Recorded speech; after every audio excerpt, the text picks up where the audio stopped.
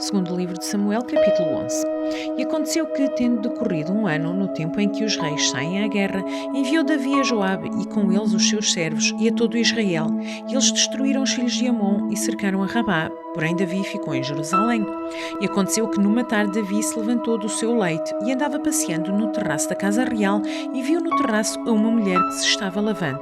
E era esta mulher muito formosa à vista.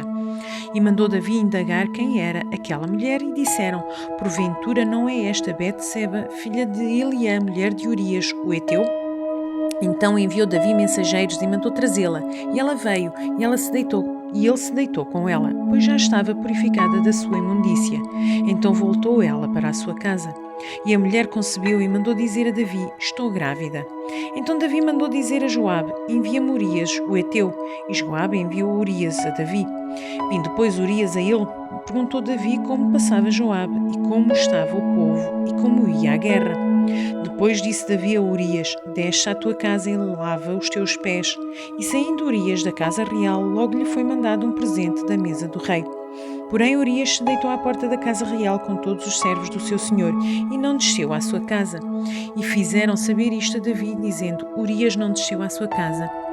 Então disse Davi a Urias: não vens tu de uma jornada, porque não desces à tua casa?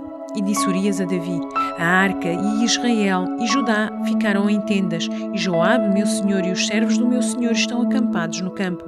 E hei de eu entrar na minha casa para comer e beber e para me deitar com a minha mulher?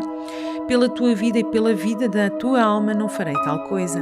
Então disse Davi a Urias: demora-te aqui ainda hoje e amanhã te despedirei. Urias, pois, ficou em Jerusalém aquele dia e o seguinte. E Davi o convidou e comeu e bebeu diante dele e o embebedou.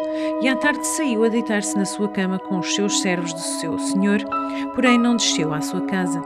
E sucedeu que, pela manhã, Davi escreveu uma carta a Joabe e mandou-lhe por mão de Urias. Escreveu na carta dizendo: ponde a Urias na frente da maior força da peleja e retirai-vos de detrás dele para que seja ferido e morra. Aconteceu, pois, que, tendo Joabe observado bem a cidade, pôs a Urias no lugar onde sabia que havia homens valentes. E saindo os homens da cidade e pelejaram com Joabe, caíram alguns do povo de servos de Davi, e morreu também Urias, o heteu. Então enviou Joabe a dizer e fez saber a Davi todo o sucesso daquela peleja.